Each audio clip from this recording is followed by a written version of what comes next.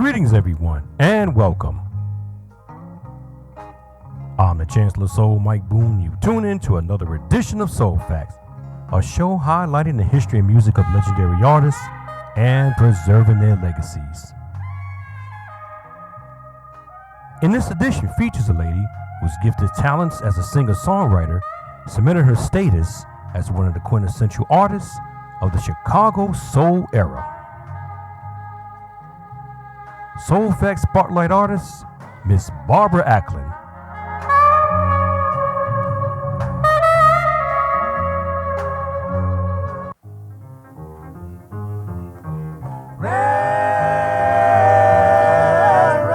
Born February 28, 1943 in Oakland, California, Barbara Jean Acklin relocated to the south side of Chicago, Illinois with her family at the tender age of 5 in 1948. At 11, Acklin began singing solos at the New Zion Baptist Church Choir while studying classical music there. She then attended Dunbar Vocational High School while her parents enrolled her at the Sims Vocal School for 4 years of vocal training. Acklin won her first talent contest in Oakland, California before her move to Chicago at the age of 5. Barbara's musical inspirational artist was no other than Miss Dionne Warwick.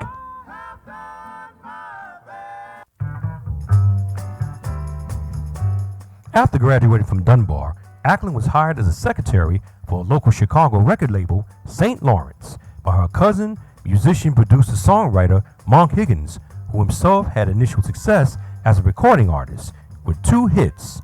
One, Who Done It, number 30 R&B on September 24th of 1966,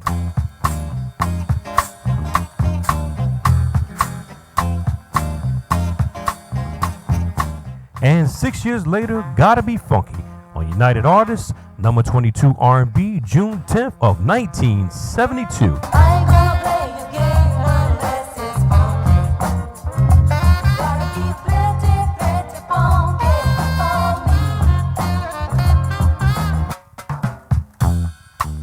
St. Lawrence was a label founded by Dick Simon in 1965, who went on to launch Thomas Records with songwriter-producer Eddie Thomas, who later managed the Impressions. Eddie Thomas, along with Curtis Mayfield, the lead singer of the Impressions, would launch Curtom Records in 1968. St. Thomas disbanded in 1967. Monk Higgins was aware of Barbara's gifted vocals and released a single on her in 1966 on Special Agent, a subsidiary imprint of St. Lawrence, entitled I'm Not Mad Anymore, back with Nobody Cares.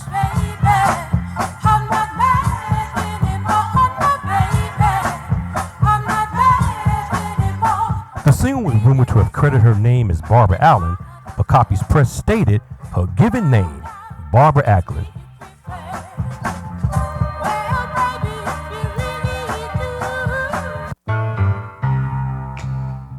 Barbara was also a member of a girls group called the Fantasians, as claimed by Detroit singer-songwriter-producer Richard Popcorn Wiley, and issued a single on the Thomas label called G.I. Joe, We Love You.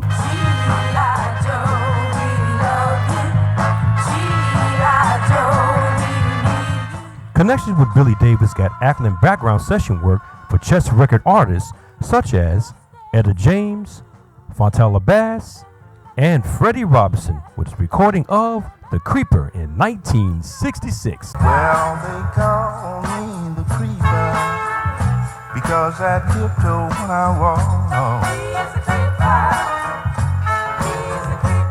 Acklin's session work at chess gave her lessons and also perfected her skills as a songwriter as well as her vocal skills in the studio.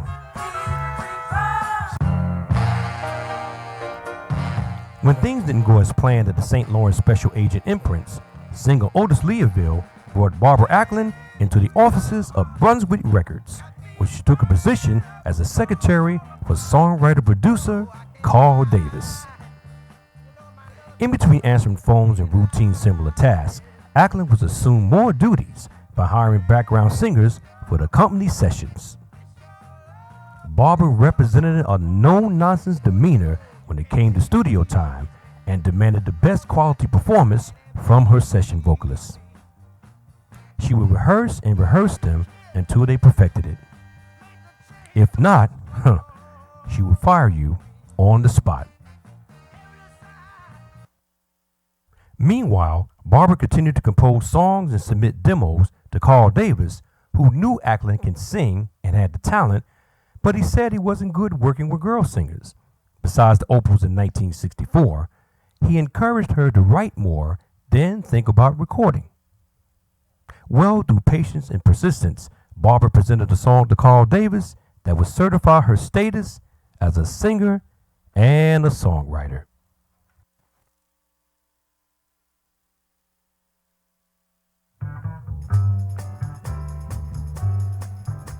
In his 2009 classic autobiographical book, The Man Behind the Music, Carl Davis narrates a tale on how one of Barbara Acklin's compositions established her as a talented songwriter.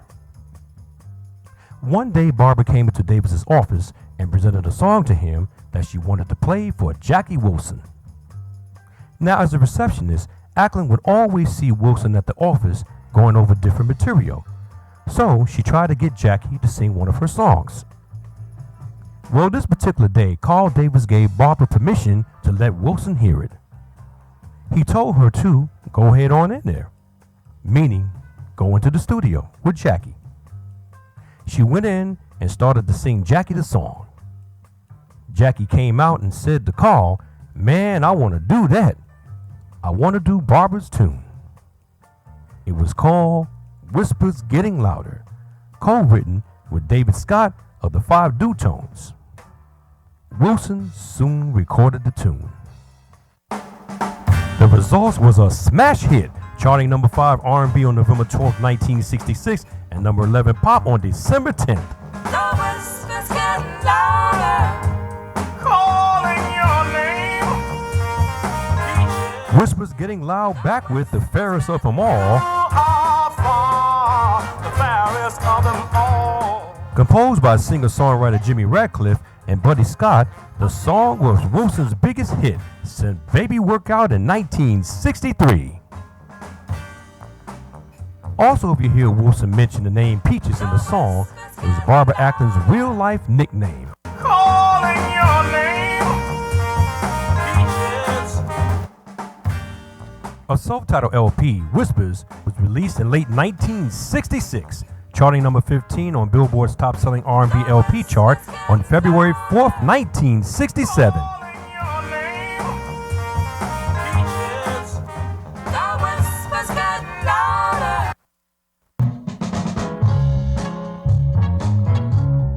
Whispers Getting Louder revitalized the recording career of Jackie Wilson.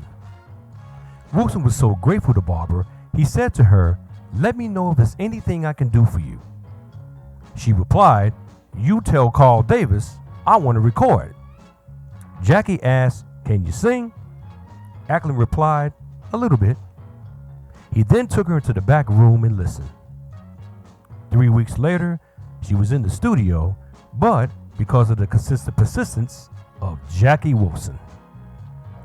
Carl Davis grew tired of Wilson's annoyance, so he asked an up-and-coming singer-songwriter, Eugene Record, who just signed with his group The Shy-Lights on Brunswick, to take Barbara into the studio and work with her. He agreed. Barbara Acklin recorded 2 sides with Brunswick in 1967, starting with Fool, Fool, Fool, Look in the Mirror,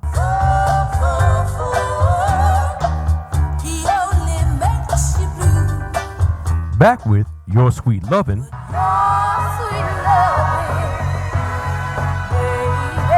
and I've Got You Baby, back with The Old Matchmaker, the first of many co-compositions by Barbara and Eugene Record.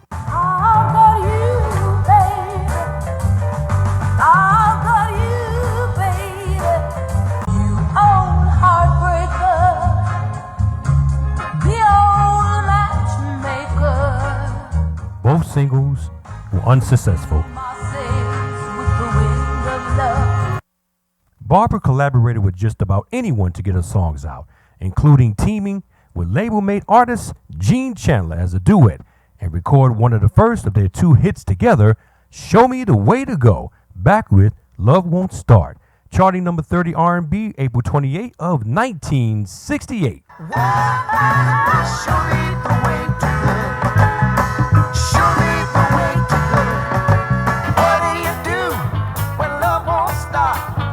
How do you move a stubborn heart? Around this time, Acklin Record composed a hit for Peaches and Herb entitled Two Little Kids, released on Date Records, zooming to the number 25 R&B position on February 10th of 1968. Two little kids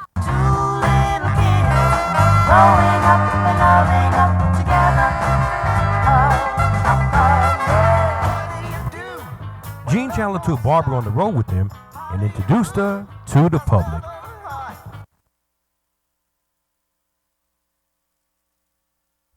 After she returned from touring, Barbara went into the studio and recorded a finger-popping masterpiece dance tune that established her foothold in the sounds of Chi-Town soul. Love Makes a Woman.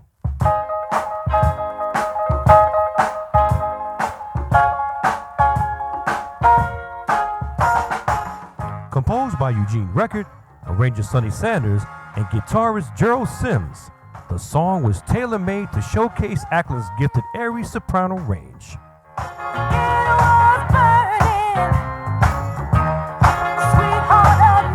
The background vocals were provided by the Shy-Lights.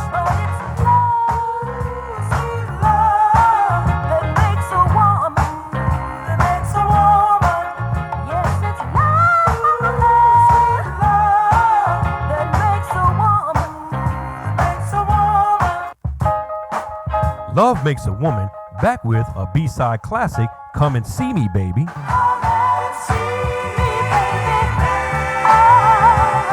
The song shot to the number 3 position on Billboard's R&B singles chart August 28th of 1968 and number 15 pop.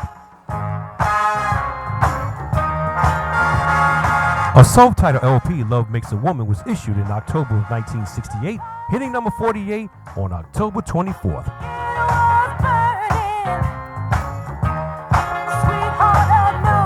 Barbara Acklin was nominated a Grammy for Best R&B Vocal Performance Female, but unfortunately lost to Aretha Franklin's Chain of Fools in 1969.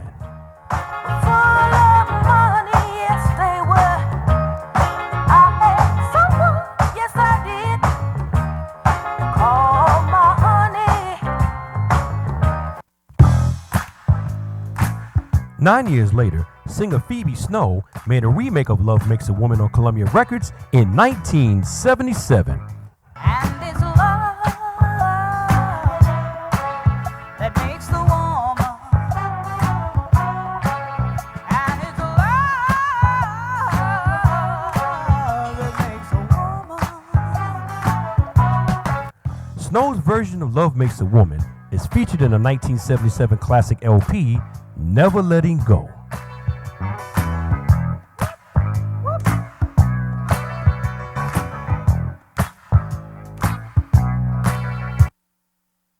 Barbara Acklin's fifth Brunswick single was with a duet release with Gene Chandler, this time listed as a second co-writer with Eugene Record and producer Carl Davis, entitled From the Teacher to the Preacher, back with Anywhere But Nowhere, charting number 16 R&B of November 23rd, 1968 during the fall-winter of that year. And we went from the teacher straight to the preacher. We went from the teacher straight to the preacher. Together, anywhere but nowhere. Anywhere but nowhere.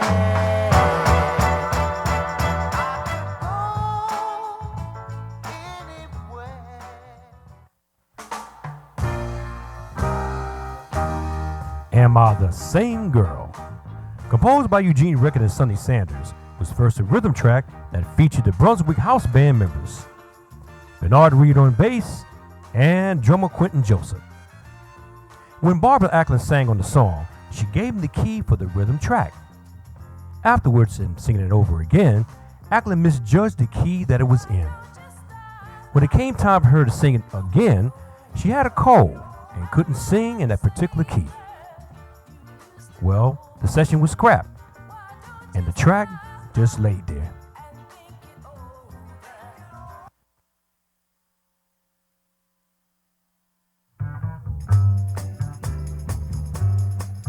After Barbara couldn't put her voice on the track because of her illness, it basically was sitting on the shelf. That is until producer Carl Davis gave it to house pianist Floyd Morris with Acklin's voice on the track. While Barbara was straining her voice to sing, Davis directed Morris to take the track home and write out the chord progressions to exactly what she was singing because he wanted him to play her vocals on the piano. And so he did. Now, when Carl Davis heard the finished instrumental track with Floyd Morris on piano, he liked it, but didn't know what to do with it. He began pacing back and forth and then turned to Morris and asked him, "Would you mind if we put your name on it?" Floyd said, "Nah, man, don't put my name on that bubblegum stuff." "Oh, no, don't want my name near it." You see, Floyd Morris was a distinguished piano player, and he didn't want to tarnish his reputation by associating himself with anything beneath his craft. Davis then attended an R&B convention in Miami, Florida, where trumpeter Hugh Masekela was appearing at. Once he arrived, Carl approached one of the personnel in Masekela's camp and gave him the tape to see if Hugh would like it. Later, the guy told him that Hugh didn't like it and gave Davis back the tape. Next on the list was bassist L.D. Young and Isaac Red Holt, formerly of the Ramsey Lewis Trio. Young and Holt came to Carl's house and he played him the tape. Davis quoted what everybody repeatedly was saying, that the track was bubblegum stuff. Then suddenly Red Holt had a change of heart when he asked, could he take the tape home and listen to it? By this time, Carl Davis was exhausted trying to find someone's name to put on it. Davis said to him, "Okay, but if you don't put your name on it, I'm going to put it out as the Carl Davis Orchestra because I think it's a smash." Red Holt called Davis about 11:30 p.m. that evening while he was in bed. Holt said to him he didn't particularly care for it. "When I played it for my son, he really liked it. So we want you to go ahead and put our name on it."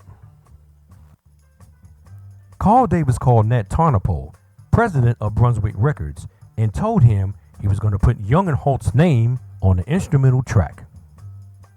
Tarnopol said to Davis, "That's fine, Carl. Do whatever you need to do."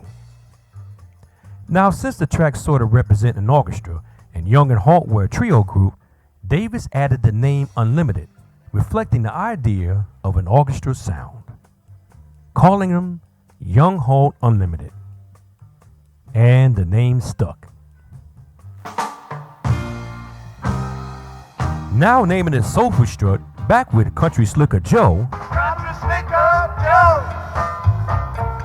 the song shot to the number 3 R&B position on February 8, 1969, and number 3 pop January 18th of the same year. It sold over 1 million copies and was certified a gold record.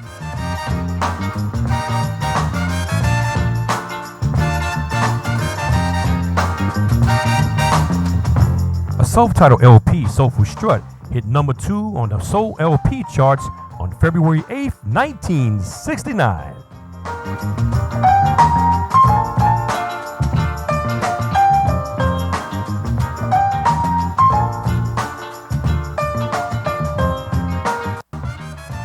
Carl Davis said after the song's success, everyone he tried to give name credit to regretted a missed opportunity.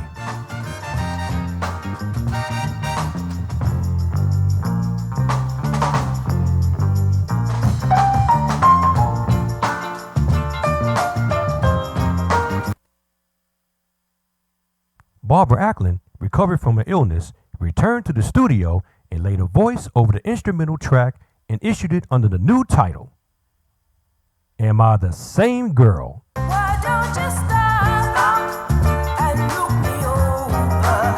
Am I the same girl you used to know? Back with Be By My Side, composed by Acklin and Eugene Record, the song charted number 33 R&B on March 22nd, 1969.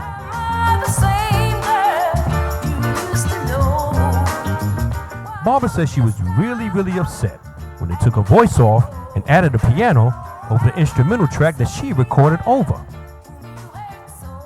Well, her version of Am I the Same Girl did better overseas than it did in the United States.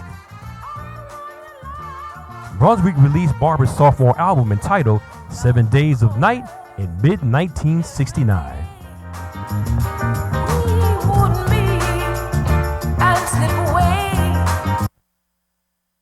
The song legacy of Am I the Same Girl enjoyed incarnation versions by various artists, such as Dusty Springfield in 1969,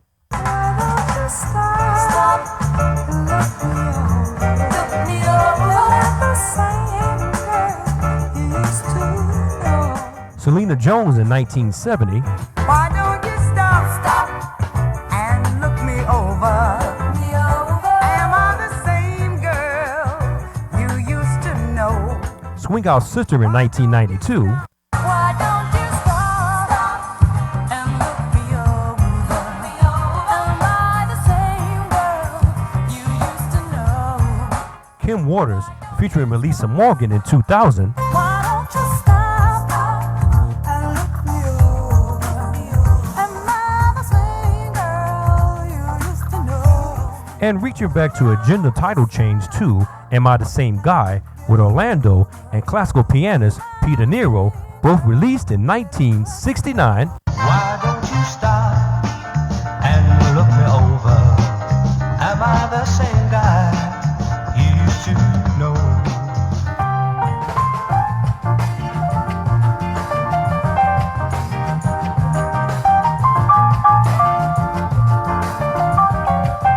And among other remakes of this classic hit.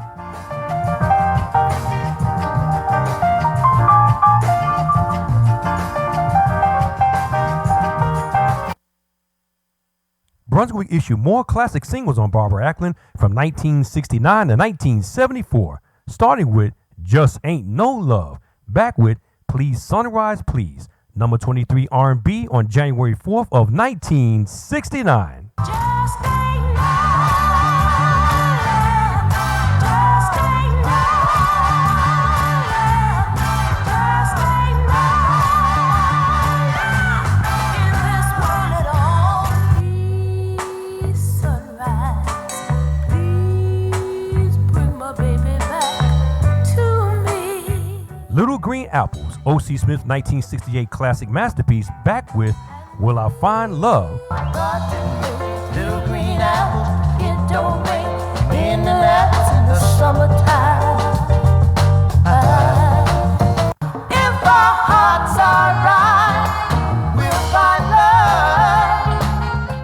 After You, back with More Ways Than One, number 30 R&B on November 22nd of 1969. But after you, oh baby, my baby, after you, oh honey, my baby, you'll always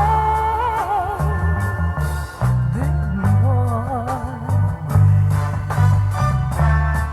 Is It Me, back with Someone Else's Arms, released in 1970. Is it me? Is it me? Is it really me? Is it me? Oh, one day I'm gonna fool you and I'm gonna go to someone else's arms. I Did It, back with I'm a Living Memory, number 28, October 28 of 1970.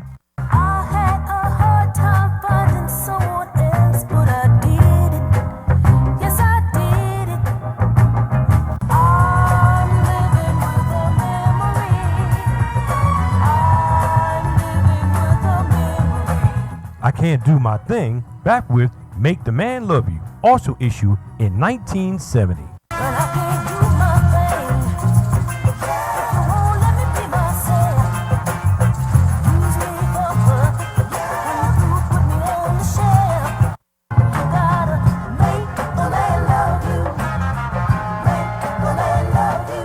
Sometimes I love you. You gotta make the man love you.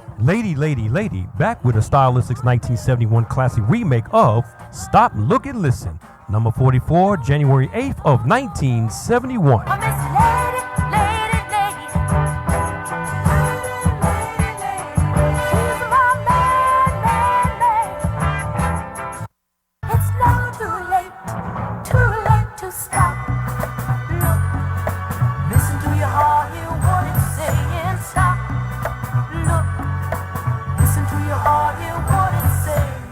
I Call It Trouble, back with Love You Are Mine Today, number 49 R&B, December 9th of 1972. Say you're in love, but I call it trouble. You are mine today, love. You are mine today. And her last release on Brunswick, I'll Make Me a Man, back with Here You Come Again, issued in 1974.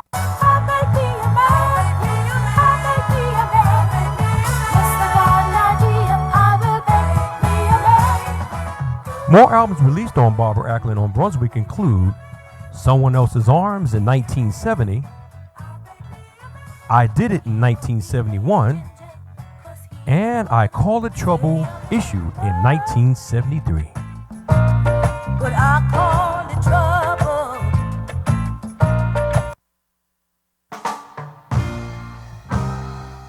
Barbara Acklin continued her writing collaboration with singer Eugene Record on so many soul classics, including her masterpiece co-written composition of Have You Seen Her, a song based on Eugene's broken marriage with his first wife Sandra, recorded by him and his group The Shotlights in 1971, issued from their classic LP, For God's Sakes Give More Power to the People. The song's history began when it was added as a filler for the Power to the People LP because of the groundwork of singer-songwriter Isaac Hayes, who opened the doors for lengthy songs over 3 minutes when he released his masterpiece LP, Hot Butter Soul, in 1969. Since Hayes rooted the new entry in R&B music, Eugene Record included Have You Seen Her as the last song on the LP since they had room. Now, not yet released as a single, the song gained popularity through constant airplay from jocks around the country, including a live cover version by a group from Baltimore named Frankie and the Spindles on the Funny 8 imprint that crept into stores soon after. Brunswick Records got wind of this release, and with the help of A&R man Melvin Moore, Rush issued the Charlotte's version with massive airplay, becoming an instant smash. Music on my radio, have you seen her? Tell me, have you seen her? Oh, I see her face everywhere I go, on the street and even at the picture show.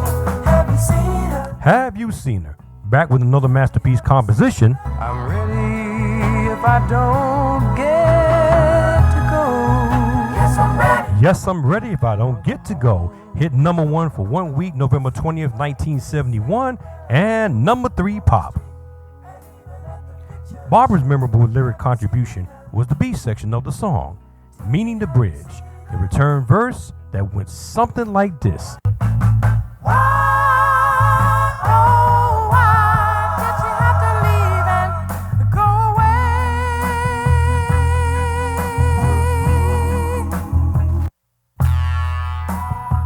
Barbara and Eugene's partnership had blossomed into a relationship, but by the early 70s, started to fade away slowly. The two never married. You know, Eugene Record said in an interview, "We thought a lot alike of the same things. We heard a lot of the same melodies. It was almost like magic. 1 month ago, We seemed very good together." I was happy as a lark.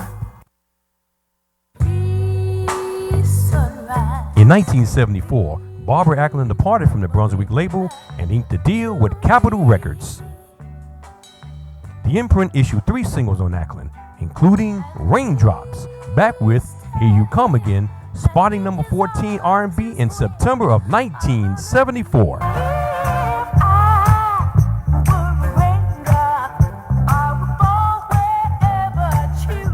Special Lovin', back with You Gave Him Everything But I Gave Him Love, number 73 R&B on March 29th of 1975. Do you ever get that special loving, lady? You ain't had it in about a long time. And Give Me Some of Your Sweet Love, back with First Love, number 98 R&B, June 21st of 1975. Give me some of your sweet love.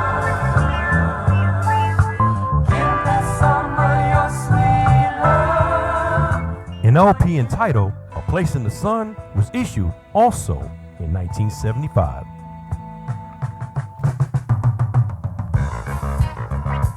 Soon afterwards, Barbara left Capitol Records and began touring as a solo artist, and then returned back to session work as a background vocalist for the Shy-Lights and among many others throughout the 1980s.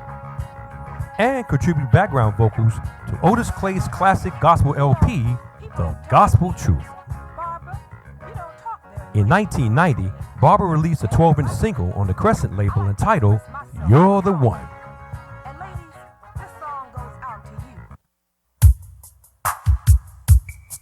During this time, rapper MC Hammer covered Barbara and Eugene's composition of Have You Seen It, featured in the second Capitol multi-platinum LP, Please Hammer Don't Hurt Him, revitalizing the song's legacy as a rap version. I see her face and I can't let go. She's in my dreams and my heart, so let me know.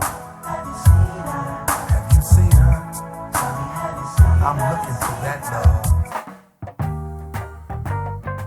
In 1995, I had the pleasure of meeting Barbara Acklin, Eugene Record, and producer Carl Davis, among many artists, at the Brunswick Year Volume 1 CD party held in New York City by Nat Tanapol's son, Paul. Thanks to my wonderful late great friend and mentor and legendary Northern Soul artist, Mr. Tony Drake. They all were beautiful people and full of wonderful great history. Barbara Acklin relocated to Omaha, Nebraska to reestablish her career and life. She received a phone interview from Chicago cable host Royce Glamour when she was beaming to Glamour about her new material for an up-and-coming LP and extended her apologies for having a bad cold. The weekend after, Acklin was rushed to the hospital where she suddenly passed away from pneumonia on Friday, November 27, 1998. Some sources revealed that she also suffered from emphysema. She was 55 years old. Eugene Record, lead singer of the Shy-Lights, as well as songwriter, producer, and Barbara's writing partner, died 7 years later on Friday, July 22, 2005, after a long battle with cancer. He was 64 years old.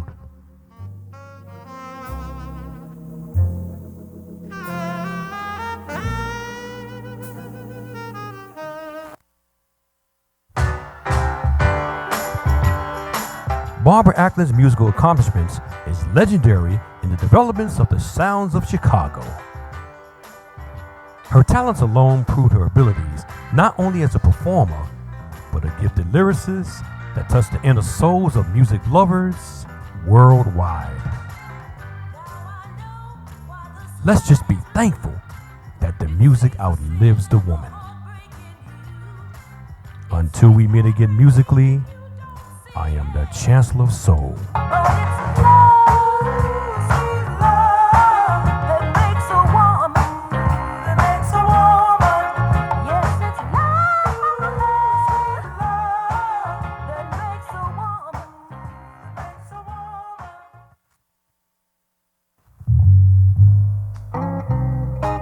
Soul Facts, a show written, created, produced, and copywritten by the Chancellor of Soul, Mike Boone, and is a non-profit music presentation.